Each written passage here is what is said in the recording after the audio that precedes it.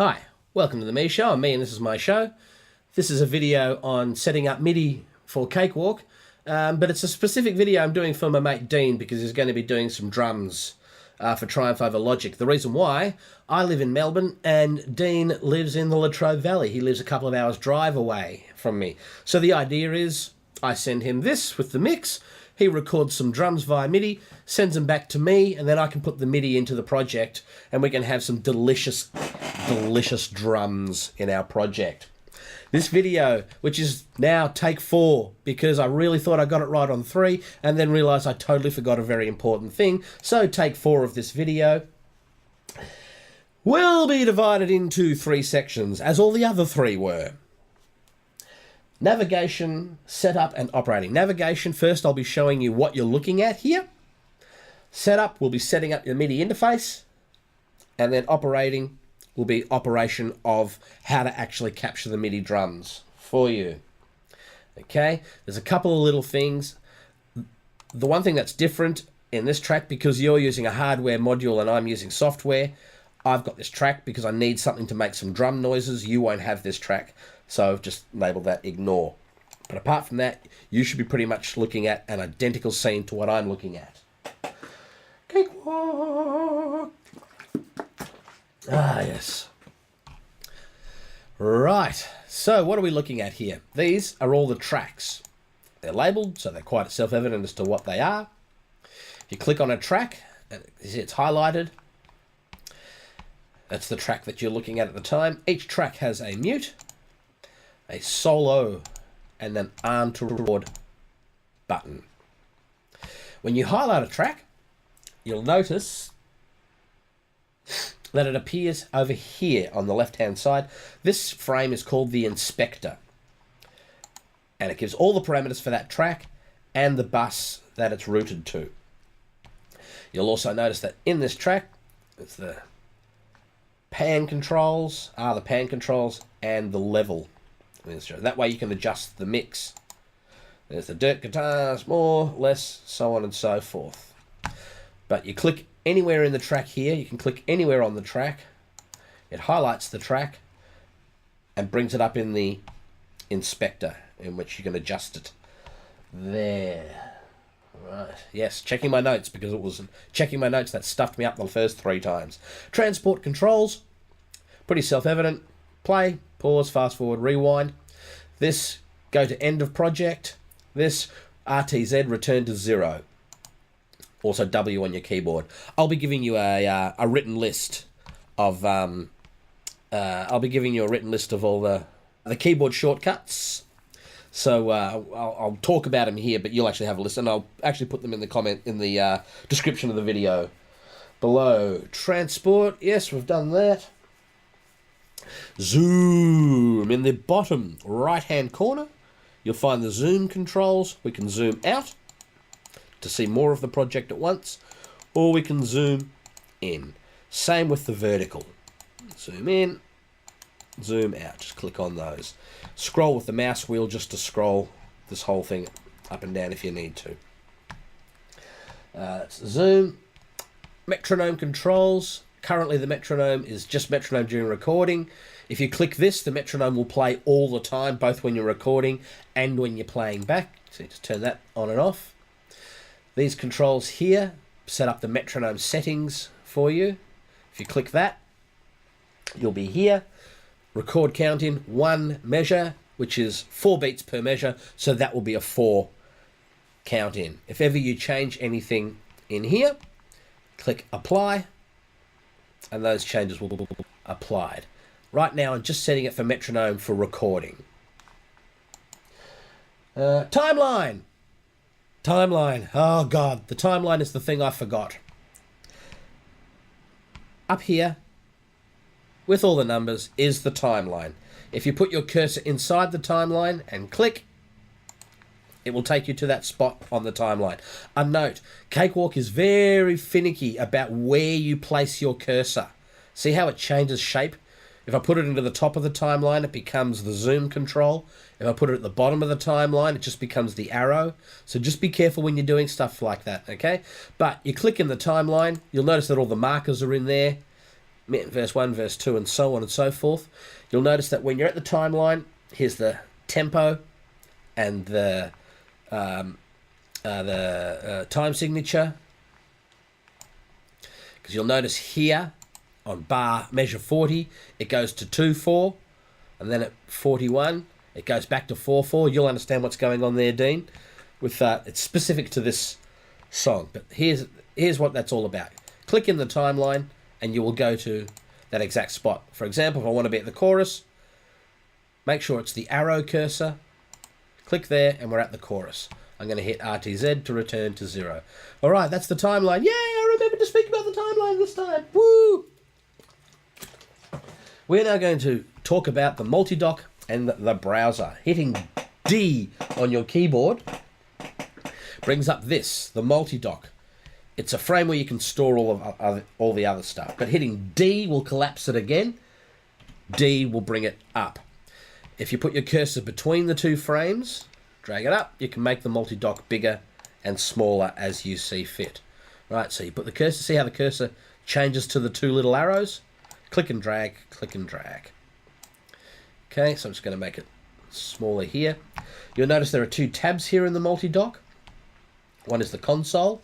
This is the traditional console view that you're seeing with. You'll see that this corresponds with this. Over past this divider, we have the buses. On this side of the divider, we have all the tracks, and you can adjust and manipulate the mix here as well if you like. But if you go down to browser, that's just like a normal Windows Navigator or Explorer, whatever thingy, you know, when you're going and grabbing files and stuff. It's just the Cakewalk's version of that. What I'll need you to do in this one, because your computer will store stuff in a different spot to what mine does, you'll see this drop down thing here, a little arrow there. If you click in there and go down to Project Audio folder and click that, and then see this one move up one level next to it here, click that, it'll now be showing you the folder within which your computer is keeping all the Cakewalk stuff. And I say that this is important because this is where you'll ultimately have all the MIDI files that you'll be sending to me. Okay, so that's the browser on this tab here. 2 frames. This is where it is on the hard drive in your computer, using the mouse wheel to scroll. And inside here is the actual folder you're looking within. D to collapse the Multidock.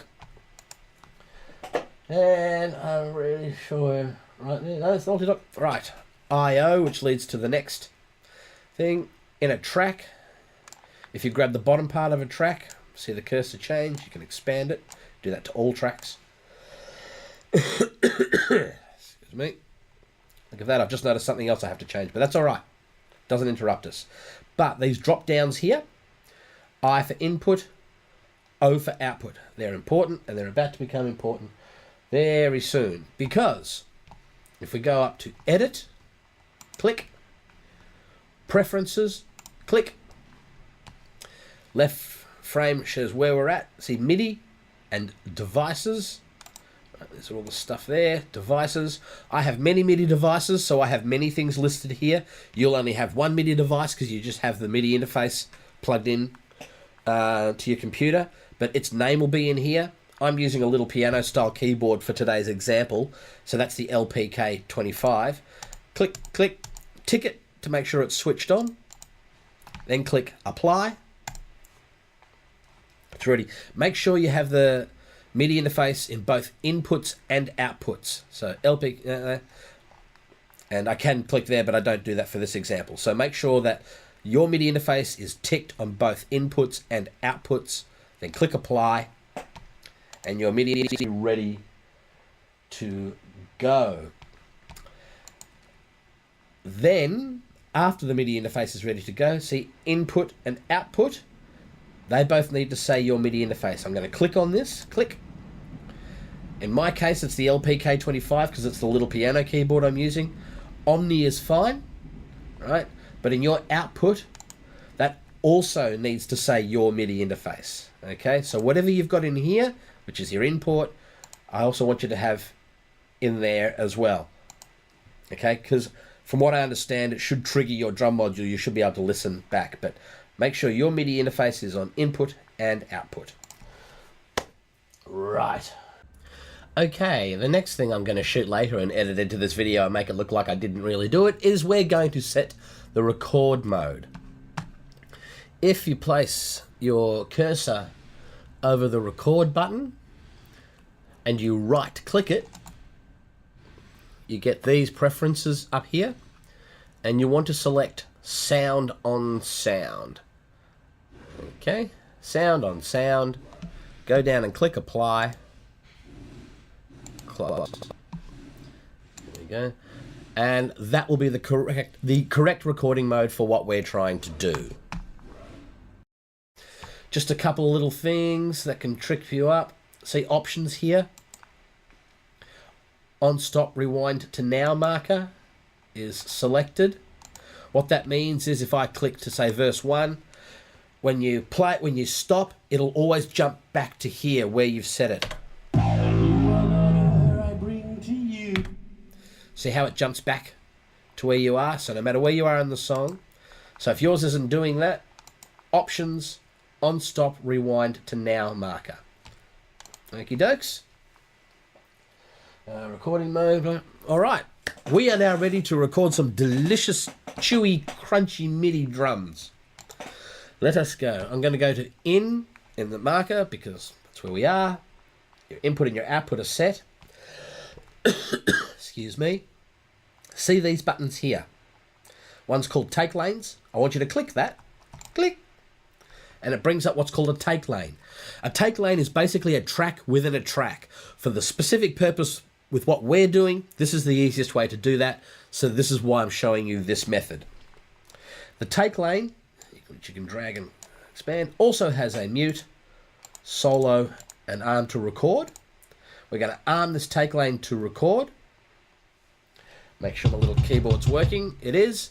And then hit record, and we're going to record some drums.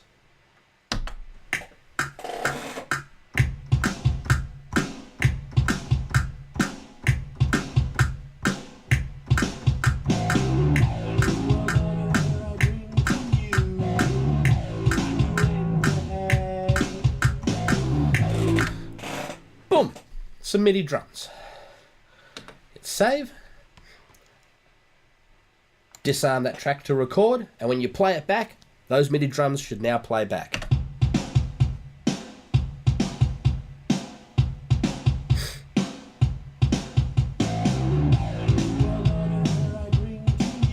Okay, they're crappy drums, but they're the drums.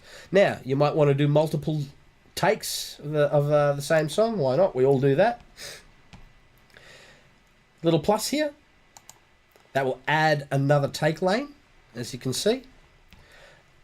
This take lane, only the take lane in which you want to record, like that. And now we can record some other drums.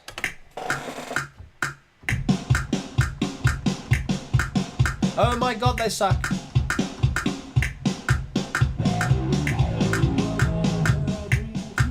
Thank God for metronome. Okay, they sucked, but MIDI drums are there. We might want to do a third take. Click plus again. Adds a third take lane. Let's try some other drums. But I found the hi-hat now. So let's do some third shitty drums.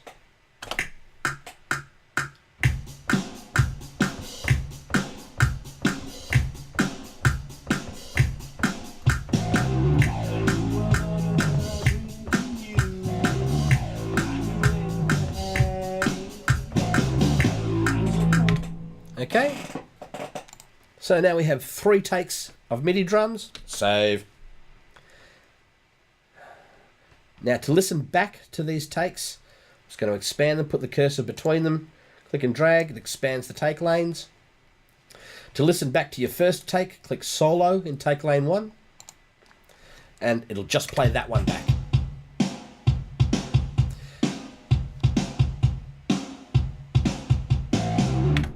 And so on with the others. Unsolo that one, solo that one. We now have take 2. Oh, that's so sucky. Right, and the same with solo take 3, and it'll play back those ones.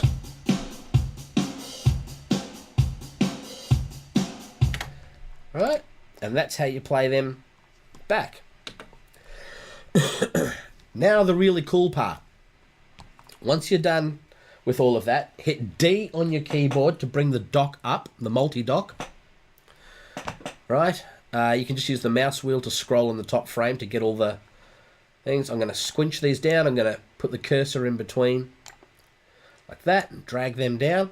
Remember, this is now the project folder on your computer. By putting your cursor, notice how the cursor changes shape, right? Put the cursor in the top part of this clip here, right? In this top part where it's the little 4 arrows. Click and drag, and you can drag this MIDI down here into the project folder. Let it go, and booyah!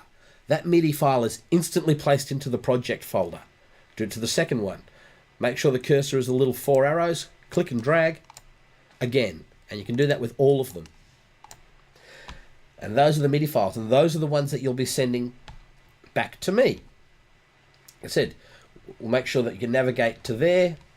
If we go to the screen, we'll notice that we're in the same folder here. See, Monsters DB Vid, because it's the Dean Brewerton video.